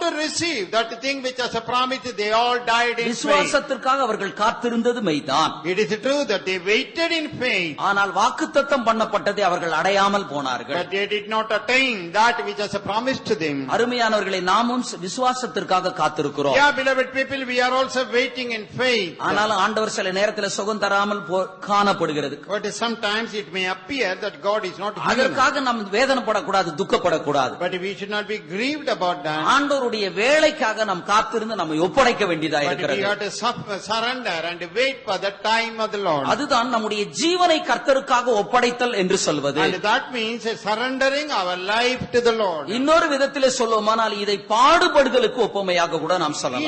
In another sense we can compare it to the life of suffering. நம்முடைய ஜீவனை கர்த்தருக்காக ஒப்படைப்பது அது பாடுபடுதலுக்கு ஒரு சமானமாய் காணப்படுகிறது. When we are yielding our life to the Lord, that is comparable to suffering for His name. எவ்வளவுக்கு எவ்வளவாக இந்த சரீரத்திலே ஒரு பாடுகளை கஷ்டங்களை அனுபவிக்கிறோமோ அது ஒரு ஜீவ பலி என்று நாம் சொல்லலாம். To what extent we are suffering in this body and we are troubled in the body, that can be called as a sacrifice. ஆகவே நாம் கர்த்தரை கனப்படுத்த வேண்டுமானால் போஜன பலியும் பான பலியும் ஒரு கிறிஸ்தவனுடைய வாழ்க்கையில் அவசியம். And if we want to honor the Lord, every Christian must have a meat offering and a drink offering. இந்த போஜன பலியும் பான பலியும் நம்முடைய வாழ்க்கையில் இருக்கும்போது நாம் ஆண்டவரை கனப்படுத்தி விட்டு வருகின்றோம். And this meat offering and a drink offering are seen in our life, that means we are honoring our God. இன்னும் வேதத்திலிருந்து ஒன்று இரண்டு வசனங்களை மாத்திரம் நான் சொல்லி முடித்து விடுகின்றேன். And I want to wind up by quoting just one or two scriptural verses.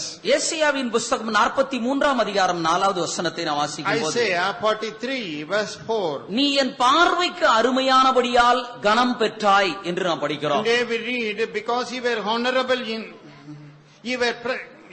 because you were honorable in my sight, you were precious. நீ என் பார்வைக்கு அருமையானபடியால் கனம் பெற்றாய். Because you were 43:4 ஏசாயா 43:4 தயவு செய்து நீ வாசிங்க. என் பார்வைக்கு அருமையானபடியினால் கனம் பெற்றாய், நானும் உன்னை சிநேகித்தேன்.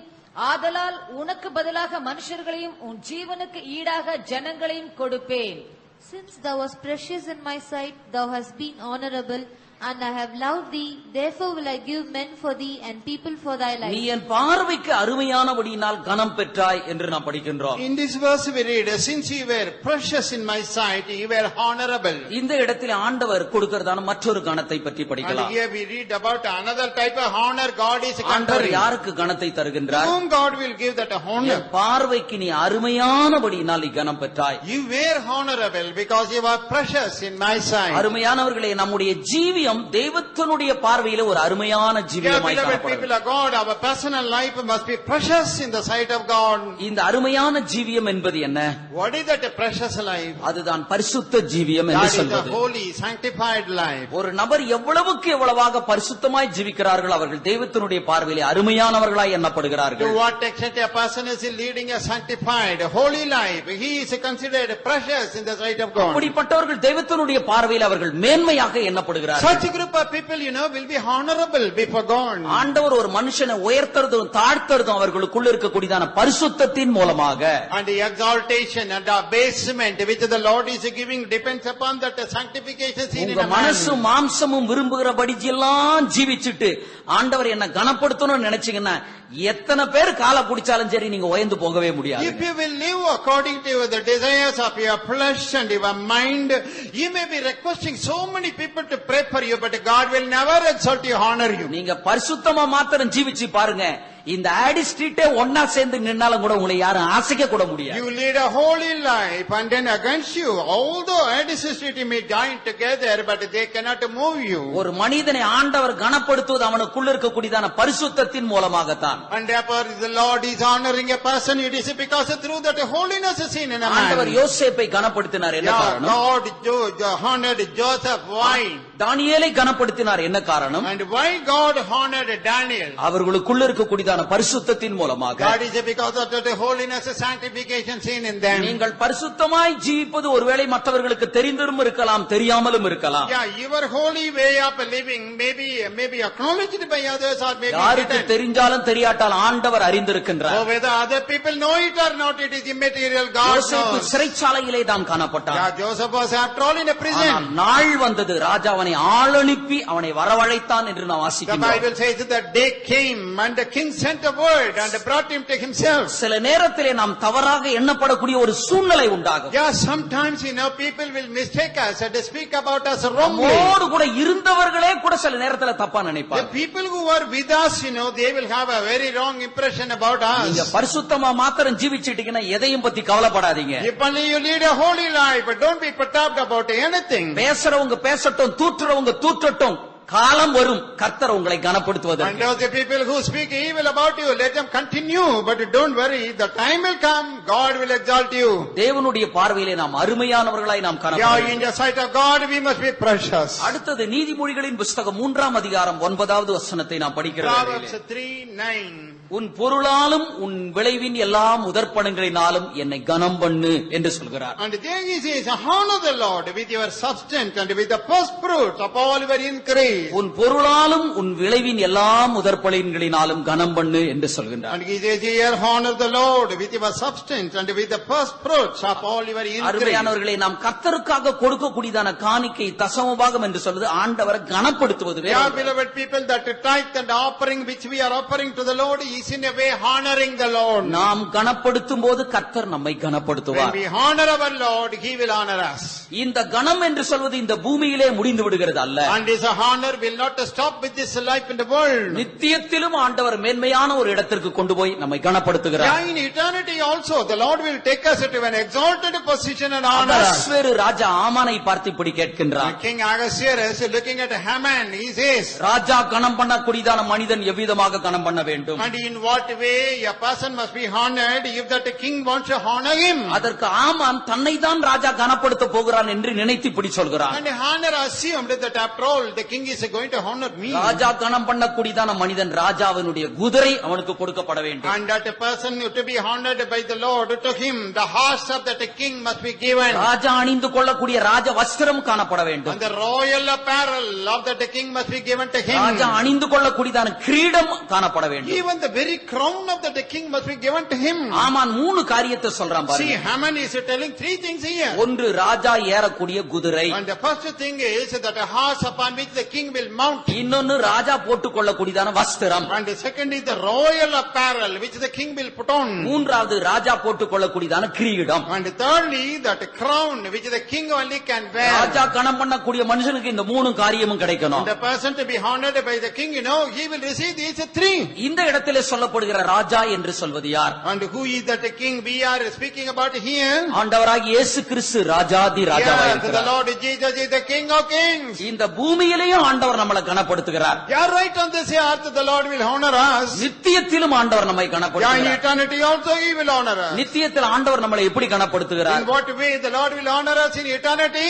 ராஜா ஏறுகிறதான குதிரையை நமக்கு தருகிறார். Yeah, that king will give us the horse upon which he mounts. ஜெயங்கொள்கிறவன் எவனோ அவனுக்கு என் சிங்காசனத்தை தருவேன் என்று And to சொல்கிறார். him that overcomes, to him will I grant to sit with me in my throne. ராஜா போட்டுக் கொள்ளக்கூடியதான ஒரு வஸ்திரத்தை தருகின்றார். And he will give that royal apparel. சுத்தமும் பிரகாசம் உள்ள மெல்லிய வஸ்திரம் அளிக்கும் அவர்களுக்கு கொடுக்கப்பட்டது. And a clean and a pure garment was given to him. அருமையானவர்களே, பரலோகத்துக்கு போகிறதான நேரத்தில் ஆண்டவர் நமக்கு ஒரு சுத்தமும் பிரகாசம் உள்ள மெல்லிய வஸ்திரத்தை Yeah, தருகிறார். beloved people of God, at the time when we are entering into the portals of heaven, God will give us a pure and clean linen. ராஜாவினுடைய தலையில் இருக்கக்கூடியதான கிரீடம் கொடுக்கப்படுகிறது. And thirdly, that a crown worn by that king will be given to us. ஆண்டவர் நமக்கு ஒரு வெண் வஸ்திரத்தை கொடுத்து God will give us a white garment. அவருடைய சிங்காசனத்தில் உட்கார வச்சு He will make us seated in his throne. அவருடைய கிரீடத்தை நமக்கு கொடுத்து நமக்கு ஒரு கனத்தையும் மரியாதையும் And தருகின்றார். he will give us his throne and he will give us a recognition and honor. ஆகவே பிரியமானவர்களே, நாம் அவரை கனப்படுத்தினால் அவர் நம்மை கனப்படுத்துவார். And therefore, beloved people, if we will honor the Lord, he will honor us. நாம் அவரை கனவீனப்படுத்துவோமானால் நாம் அசட்டை பண்ணப்படுவோம். Suppose we despise him, then the Lord will set us a note. இந்த சபைக்குள்ள வந்துட்ட பிற்பாடு உங்களுக்குள்ள எத்தனை நேரத்துல இவங்க என்ன மதிக்கல,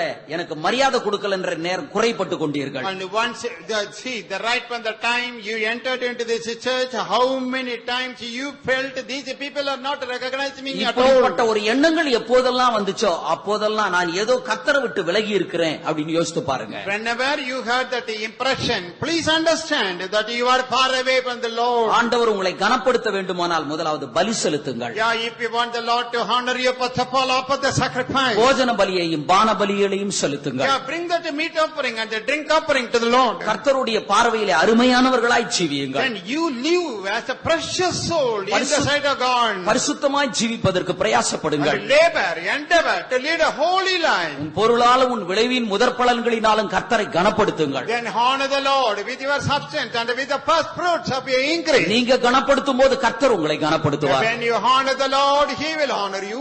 எல்லாரையும் முழங்கால் படியிட்டு வேத வசனத்துக்கு ஒப்படையுங்கள். And please be on your knees, surrender to the word of God. அருமையான சகோதரனே சகோதரியே, Beloved brother, beloved sister, இன்றைக்கு கேட்டதான இந்த வார்த்தையில் எந்த வார்த்தையின் மூலமாக ஆவியானவர் உங்களோடு கூட இடைப்பட்டார்? and these words which you have heard now, through which word the Spirit of the Lord dealt with you. நீங்கள் தேவ சித்தத்திலிருந்து தவறி போயிருக்கிறீர்களோ? And have you gone away from doing the will of God? அல்லது உங்கள் ஜீவனை பலியாக்கப்படுகிறதான அந்த காரியத்திலிருந்து தவறி போயிருக்கிறீர்களோ? Or is it that in making your personal life as a sacrifice to the Lord, you have விசுவாசம் committed a blunder? விசுவாசம் என்ற காரியத்திலே தவறி இருக்கிறீர்களோ? In the matter of faith, have you gone away from the Lord? அல்லது பரிசுத்தம் என்ற காரியத்திலே குறைவுள்ளவர்களாய் இருக்கிறீர்களோ? Or in the matter of sanctification and holiness, are you now அல்லது wanting?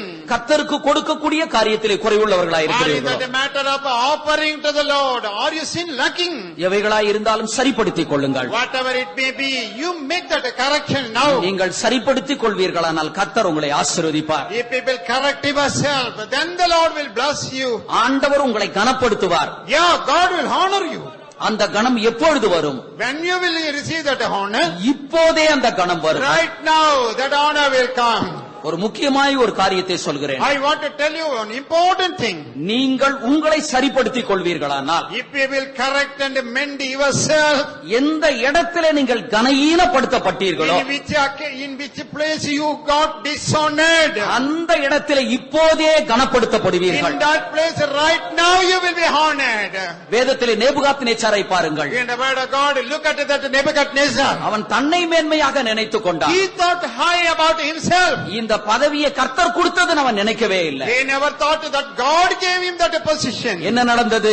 You know what happened? அவன் மிருகங்களைப் போல புல்லை மேய்கின்றான். And then he began to feed the grass like the beasts of the field. ஒரு ராஜாவாய் இருந்தவனுடைய சூழ்நிலையை பாருங்கள். See, he was a king, but now see his a pitiable position. இந்த காலங்கள் எல்லாம் முடிந்த பிற்பாடு, Once the times were past, அவன் மீண்டும் ஆண்டவர் அவனுக்கு நல்ல ஒரு சுகத்தை கொடுத்தார். again God gave him a good health. அவன் இழந்து போனதெல்லாம் திரும்ப வந்தது என்று வாசிக்கிறோம். And we read in the word of God that he received all that he loved. அவனுடைய பிரபுக்கள் அவனை தேடி வந்தார்கள். And his princess came out in search of அவனுடைய him. ஜனங்கள் எல்லாரும் தேடி வந்து அவனை மீண்டுமாய் கனப்படுத்துகிறார்கள். His people came in search of him and honored him.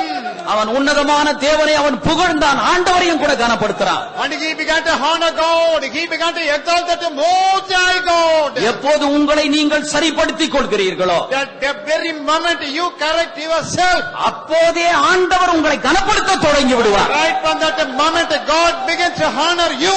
யார் யார் வார்த்தையின் மூலமாக நீங்கள் புண்பட்டீர்களோ, And by whose words you were wounded, அவர்களை நீங்கள் குறைபடாதிருங்கள். and don't accuse that person. உங்கள் ஜீவியத்தை சரிப்படுத்திக் கொள்ளுங்க, அவர்களே உங்களுக்கு கனத்தை தருவார்கள். You correct yourself, then that person will honor you.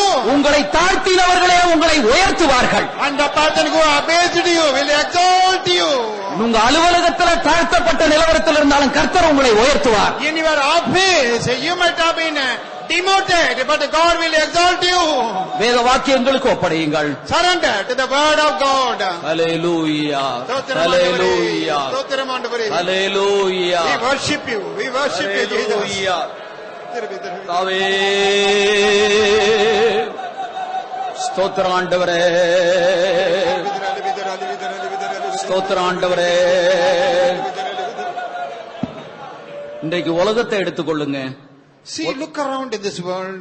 எந்த மனுஷனை எடுத்துக்கிட்டாலும், யாரா இருந்தாலும் சரி, அவன் ஆவிக்குரியவனா இருந்தா கூட சரி, தனக்கு ஒரு புகழ்ச்சி வேணும்னு தான் விரும்புறான். He may be any type of man. He may be spiritual or worldly people.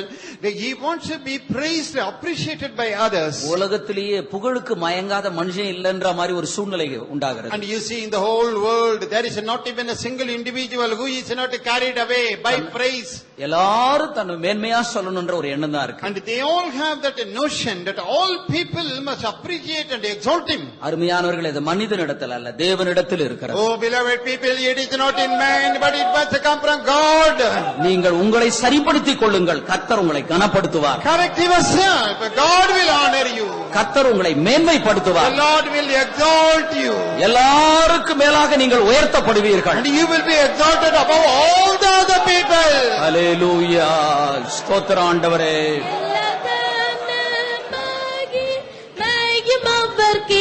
நாம் செலுத்திடுவோம், நாம் செலுத்திடுவோம்.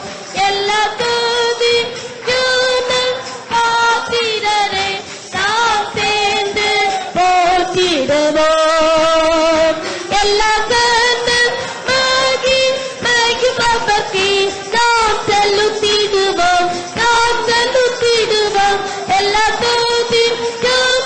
பாத்திரரை நாம் சேர்ந்து போற்றிடுவோம்.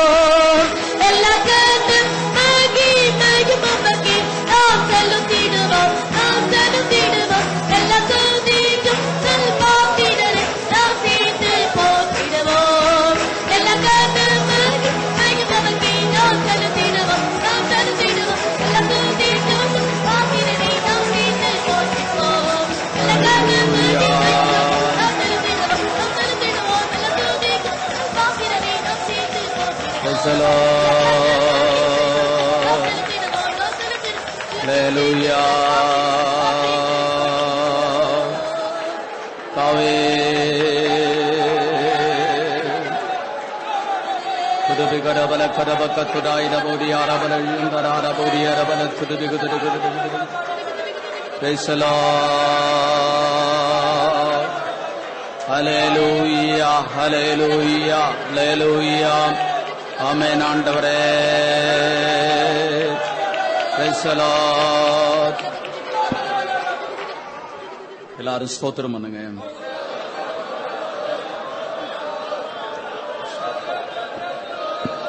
கர்த்தர் நம்மை ஆசீர்வதித்தாருக்கா ஸ்தோத்திரம் பண்ணுங்க. நம்முடைய தேவைகள் எல்லாவற்றையும் சந்தித்தாருக்கா ஸ்தோத்திரம் பண்ணுங்க. எதிர்பார்ப்புகளை நிறைவேற்றினாரக்கா ஸ்தோத்திரம் பண்ணுங்க. இந்த பூமியிலே நாம் சாதாரணமானவர்களாய் இருந்தாலும் கர்த்தர் நம்மை கனத்துக்குரியவர்களாய் வைத்திருக்கிறாருக்கா ஸ்தோத்திரம் பண்ணுங்க. பிதா குமாரன் பரிசுத்தாவியாகிய தேவனை ஸ்தோத்திரம் பண்ணுவோம். சகல கன மகிமை துதி எல்லாவற்றையும் அவருக்கே செலுத்தி ஸ்தோத்திரம் பண்ணுங்க.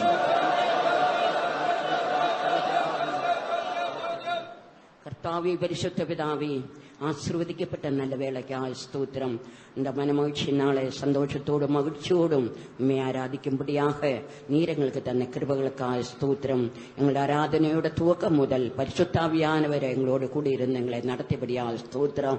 நல்ல பாடல்களை பாடி உண்மையிலே மகளிர் களி கூறும்படியாக நீர் எங்களோடு கூடியிருந்தபடியாக ஸ்தோத்திரம். உங்களுடைய பரிசுத்தாவின் வல்லமையினால நிரப்பப்பட்டு உண்மையிலே கர்த்தாவை இளைப்பாரும்படியாக பலத்தின் மேல் பலனடையும்படியாக நீர் கிருபை செய்தபடியாக ஸ்தோத்திரம். இன்றைய தினம் உம்முடைய ஆவியானவர் எங்களோடு பேசி எங்களோட துக்கங்கள் வேதனைகள் நிரப்பிய ஒவ்வொருவரையும் கர்த்தாவை இளைப்பாறுதலோடு சந்தோஷத்தோடு தங்களை திரும்பி போகும்படியாக கிருபை செய்திருக்கிறபடினால் ஸ்தோத்திரம். நீர் எழுப்பி தந்த சாட்சிகளுக்காக ஸ்தோத்திரம். சாட்சிகள் கேட்ட ஒவ்வொரு காரியங்களையும் நீர் பொறுப்படுத்தியிருக்கிறபடினால் ஸ்தோத்திரம். இந்த வேளையில் உம்முடைய தாசன் மூலமாக நீர் எங்களோடு பேசி கர்த்தாவே எங்களோட ஜீவத்தில் உள்ளதான குறைவான பகுதிகளை நாங்கள் கண்டுகொண்டபடியாக நீர் கிருபை செய்தீரே. நீர் கர்த்தாவே உம்முடைய வார்த்தையின்படியும் உண்மை கனம் பண்ணுவரை நீர் கனம் பண்ணுவேன்னும் உண்மை அசட்ட பண்ணுவர்களை நீர் கனவீனப்படுத்துவதும் உம்முடைய வசனத்திலூടെ ഞങ്ങൾ കേട്ടതുപോലെ കർത്താവെ ഞങ്ങളുടെ ജീവിതത്തിൽ അപ്പേർപ്പെട്ടതാന അനുഭവങ്ങൾ വരാമൽ ഞങ്ങൾ കർത്താവെ ഏലിയും കുടുംബത്തിലും തങ്ങളെ ആശാര്യர்களாக வைத்த போதிலும் லேவியின் குடும்பத்தாராக எடுத்திருந்த போதிலும் கர்த்தரை கனம் பண்ணாமல் கர்த்தாவே போஜன பலியினாலும் பான பலியினாலும் கர்த்தருக்கு பிரியமில்லாததை செய்தவர் கனவீனம் அடைத்ததாக வேதத்திலூടെ ഞങ്ങൾ കേട്ട അനുഭവങ്ങൾ நீர் எங்களுடைய ஜீவிதத்தை வராமல் நீர் எங்களை ராஜாக்களாக ஆசாரியர்களாக உம்முடைய சமூகத்தில் அழைத்து வேர்திரிச்சு எங்களை வைத்த நோக்கம் எங்களுடைய ஜீவிதத்தில் வரும்படியாக நிறைவேறும்படியாக உம்முடைய கரத்துக்குள்ள எங்களை தருகிறோம். நாங்கள் ஒவ்வொரு நிமிஷம் கர்த்தாவே தேவ சித்தத்தை செய்யும் அனுபவம் உடையவர்களாக பாடுகளின் பாதையில் கூட போகும்போது முறுமுறுக்காமல் பானபலியாக கர்த்தாவே எங்களுடைய ஜீவனை ஊற்றி கர்த்தர் ஊழியம் செய்யுന്നവരാக நீர் எங்களை மாற்றுவேணுமே. அது மட்டும் മാത്രമല്ല ഞങ്ങളുടെ ജീവിതത്തിൽ പൊരുളിനാലും മുതർപ്പലിനാലും കർത്തരെ ഖനം பண்ணுന്ന അനുഭവത്തെ നീർ എങ്ങൾക്ക് തന്നെ ഞങ്ങളെ വഴി നടത്തും. കർത്താവെ, ഉമ്മയുടെ പാർവയ്ക്ക് അരുമயான படியினால் உம்முடைய சமூகத்தில் கனம் பெற்றாய நம்முடைய வசனத்தின்படியும் உம்முடைய பார்வைக்கு அருமையாக நடந்து கொள்ளும் அனுபவத்தை நீர் எங்களுக்கு தாரும். யோசேப்பும் தானியேலும் கர்த்தர் சமூகத்தில் தங்களுடைய பரிசுத்தத்தை பாதுகாத்தபடியினால் தங்கள் கனப்பட்டதாக உம்முடைய வசத்தினுள்ள கேட்டது போல நாங்கள் எங்களுடைய பரிசுத்த ஜீவிதத்தை ஒவ்வொரு நாளும் கர்த்தாவை பாதுகாத்து கனம் பண்ணப்படத்தக்கொண்ட நீர் எங்களுக்கு உதவி செய்யணுமே. உண்மை கனப்படுத்துന്നവരെ நீர் கனப்படுத்துவேன் சொல்லிதான வார்த்தையின்படி இந்த நாளில் நீர் எங்களோடு இடப்பட்ட வசனங்கள் மூலமாக உம்முடைய சமூகத்தில் கனம்பட்ட ஜனமாக நீர் வைத்தபடியாக ஸ்தோத்திரம். மொர்தெகாயின் ஜீவிதத்தில் அவன் கனம் பண்ணப்பட்டது போல ராஜா இருந்த குதிரையும் ராஜாவுக்குரியதெல்லாம் அவனுக்குரியதாக மாறியது போலையும் நீர் எங்களை கனப்படுத்தும் கர்த்தாவே. உம்முடைய சிங்காசனத்தில் எங்களை வைத்து கர்த்தாவே, உம்முடைய வசனத்தினாலும் உமக்குரிய எல்லாவற்றாலும் எங்களை கனப்படுத்தும் தேவனாக இன்றைய தினம் எங்களோடு இடப்பட்டபடியாக ஸ்தோத்திரம். எங்களுடைய ஜீவத்துள்ளதான குறைவான பகுதிகளை எங்களில் நீக்கி முழுமையான கனவத்தை நாங்கள் பெறும்படியாக எங்களுடைய ஜீவத்தை சுத்திகரித்து உம்மோடு நெருங்கும்படியாக ஆவிக்குரிய ஜீவத்தில் எழுப்புதல் அடையும்படியாக தேவ சித்தத்தை செய்யும்படியாக பானபலியாக நாங்கள் தீரும்படியாக உம்முடைய கருத்துக்குள்ள எங்களை தருகிறோம். நீர் எங்களை ஆசீர்வதியும், வந்த ஜனங்களை ஆசீர்வதியும். உம்முடைய வசனத்தை பேசி உம்முடைய தாசனையும் பலப்படுத்தும், அநேக ஆயிரங்களுக்கு பிரயோஜனப்படுத்தும். தொடர்ந்து இந்த வாரம் நடക്കുന്ന ஒரு கூட்டங்களை நீர் ஆசீர்வதியும். உம்முடைய சமாதானம் உம்முடைய பிள்ளைகளை யாவரோடும் காணப்படட்டு. கனமகிமை உமக்கே தருகிறோம் இயேசுவின் நாமத்தில் பிதாவே. நம்முடைய கர்த்தராகிய இயேசு கிறிஸ்துவின் கிருபையும் பிதாவாகிய தேவனுடைய அன்பும் பரிசுத்தாவியானவருடைய அந்யோன்ய ஐக்கியமும் காவலும் கூடியிருக்கிற அனைவரோடும் இயேசு கிறிஸ்துவின் வருகை மாத்திரம் கூட இருப்பதாக. அல்லேலூயா. ஸ்தோத்திரம்.